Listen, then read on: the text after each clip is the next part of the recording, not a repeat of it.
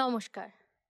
Friendship মিডিয়ার আজকের নিবেদন রাতের এক্সপ্রেস, সন্তোষ চট্টোপাধ্যায়ের লেখা। ভুল ত্রুটি মার্জনীয়। যে সময়ের কথা বলছি তখন রায়পুর ছত্তিশগড়ের রাজধানী হয়নি। আসলে তখন ছত্তিশগড় রাজ্যই সৃষ্টি হয়নি। বিশেষ জরুরি সরকারি কাজে আমাকে রায়পুর যেতে হয়েছিল। রায়পুর থেকে অত্যন্ত গোপনীয় আর অমূল্য কিছু কাগজপত্র নিয়ে আমার যাওয়ার কথা ছিল নাগপুর। ঠিক করেছিলাম রাতের এক্সপ্রেস ট্রেন ধরে নাগপুরে পৌঁছবো। ট্রেন সেখানে পৌঁছয় সকালে। শীতের রাত, প্রচণ্ড ঠান্ডা। আমার জিনিসপত্র বলতে একটা মজবুত অ্যাটাচি কেস। আমার সেই সমস্ত দরকারি কাগজপত্র ওই অ্যাটাচির মধ্যে সযত্নে রাখা ছিল। অ্যাটাচি কেসটা সাবধানে হাতে নিয়ে স্টেশনের ওয়েটিং রুমে ট্রেনের অপেক্ষায় বসেছিলাম। রাত তখন প্রায় 12টা। ট্রেন আসার সঠিক সময় রাত 12:30। তবে ট্রেনের লেট হওয়া যে স্বাভাবিক তা আমার জানা ছিল। যাত্রীর সংখ্যা ছিল মাত্র কয়েকজন। স্টেশনের চায়ের স্টলটা খোলাই ছিল। অ্যাটাচিটা হাতে নিয়ে সেখানে গিয়ে বড় কাপ কফি নিলাম। কফিতে ঠান্ডা যেন বেশ কমে এলো। ঘড়িতে সময় দেখলাম 12:20। খবর নিয়ে জেনেছি ট্রেন ঠিক সময়ই আসছে, আর মাত্র মিনিট 10। কনকনে সেই শীতেও আর ওয়েটিং রুমে যেতে মন চাইল না। আমার রিজার্ভেশন ছিল, তাই ট্রেনে জায়গা পাওয়ার জন্য ভাবনা ছিল না। ট্রেনের এই স্টেশনে দাঁড়ানোর কথা 10 মিনিট, তাই দুর্ভাবনার কারণও ছিল না। আমার একমাত্র চিন্তা ছিল নিরাপদে নাগপুর পৌঁছানো।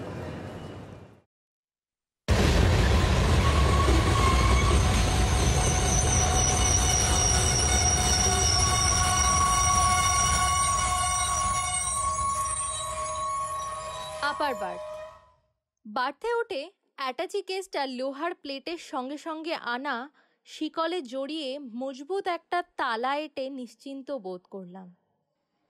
যথাসময়ে ট্রেন ছেড়ে দিল। স্টেশনের আলো ক্রমে মিলিয়ে গেল। বাইরে মিশকালো অন্ধকার। কামরায় সকলেই প্রায় শয্যায় আশ্রয় নিয়েছিল। ট্রেনে আমার তেমন ঘুম আসে না, তাই চুপচাপ চোখ বন্ধ করে শুয়ে থাকা ছাড়া আর কাজ ছিল না। ঠান্ডায় শরীর প্রায় জমে যাওয়ার মতোই অবস্থা। পরের জংশন স্টেশন বিলাসপুর। সেখানে গরম 1 কাপ কফি খেতেই হবে ঠিক করলাম। বিলাসপুরের কথাটা মনে পড়তেই ভালো লাগলো। তার কারণ বিলাসপুরে ছোটবেলায় বহু দিন কাটিয়েছি, আর আমার একমাত্র প্রিয় বন্ধু সমর সেখানেই থাকে।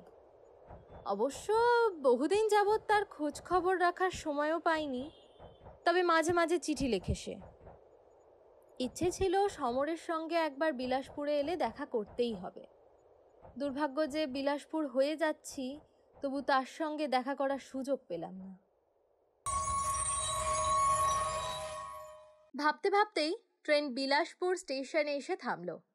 অ্যাটাচিটা শিকল বাঁধা অবস্থাতে রেখেই বাঙ্ক থেকে নেমে এলাম। তারপর তাকাতেই একটা চায়ের দোকান দেখে প্ল্যাটফর্মে নেমে পড়লাম।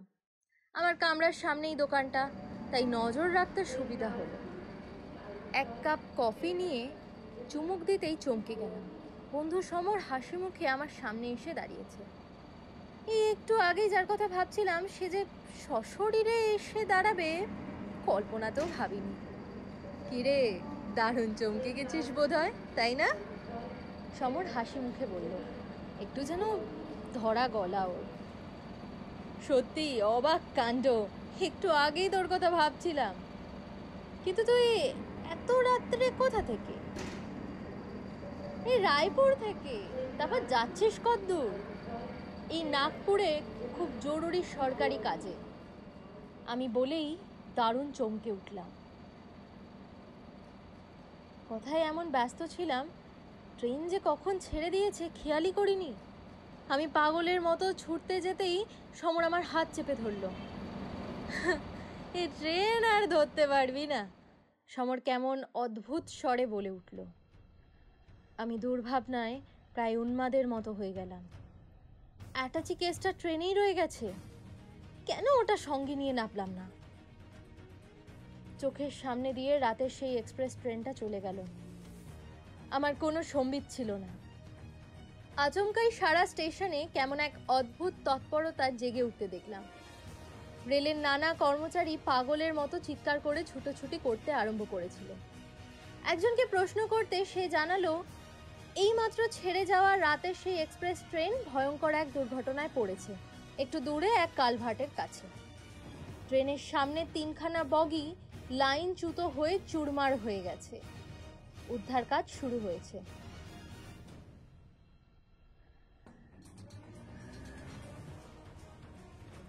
ভয়ঙ্কর সেই খবরে আমি কাঠ হয়ে দাঁড়িয়ে রইলাম। 3 নম্বর কামরাতেই তো আমি ছিলাম, কিন্তু কিন্তু আমার অ্যাটাচি কেস, সেটা যে আর পাওয়া সম্ভব হবে না বেশ বুঝতে পারলাম। সত্যি আমার নিদারুণ ক্ষতি হয়ে গেছে। সমরের সঙ্গে আমার আশ্চর্য যোগাযোগের ফলে যে প্রাণ রক্ষা হয়েছে সে কথা আর মনে ছিল না। কিন্তু কিন্তু সমর কোথায়? উত্তেজনায় তার উপস্থিতির কথা প্রায় ভুলেই গিয়েছিলাম। চারিদিকে তাকিয়েও সমরকে কোথাও দেখতে পেলাম না।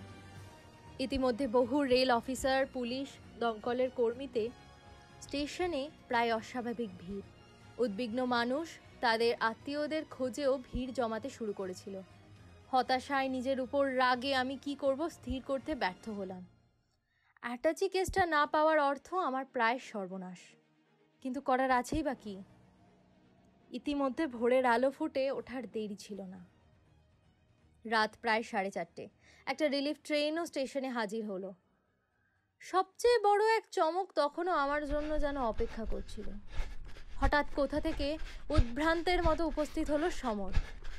তার হাতে আমার সেই হারানো অ্যাটাচি কেস। সমর অ্যাটাচি কেসটা আমার হাতে দিয়ে বলল, এই নে তোর সেই ব্যাগ। আমি স্বপ্ন দেখছি বলেই মনে হলো।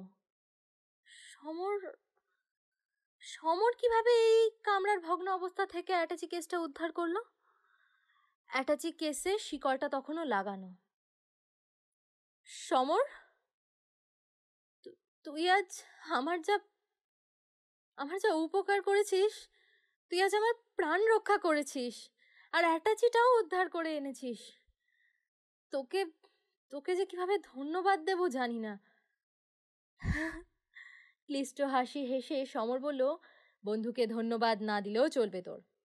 এই এলাকার সবই আমার চেনা। অ্যাটাচিটা ভাঙা বগি থেকে পেতে অসুবিধা হয়নি। যাক, আমি একটু আসছি, আবার দেখা হবে। বলেই চকিতে ভিড়ে হারিয়ে গেল সমর। ততক্ষণে ভোর হয়ে গেছে।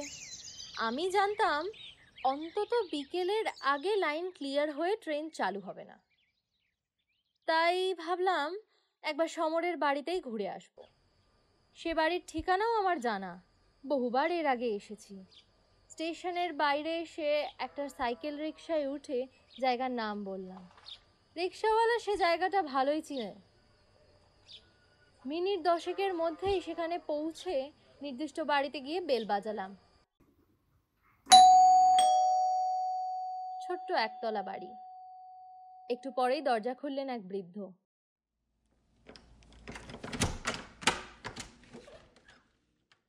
দেখেই চিনলাম তিনি সমরের বাবা। আমি প্রণাম করে পরিচয় দিতেই তিনি আমাকে চিনতে পেরে সাদরে ভিতরে নিয়ে গেলেন। ছোট্ট একখানা ঘরে বসতেই ঘরে এলেন সমরের মা।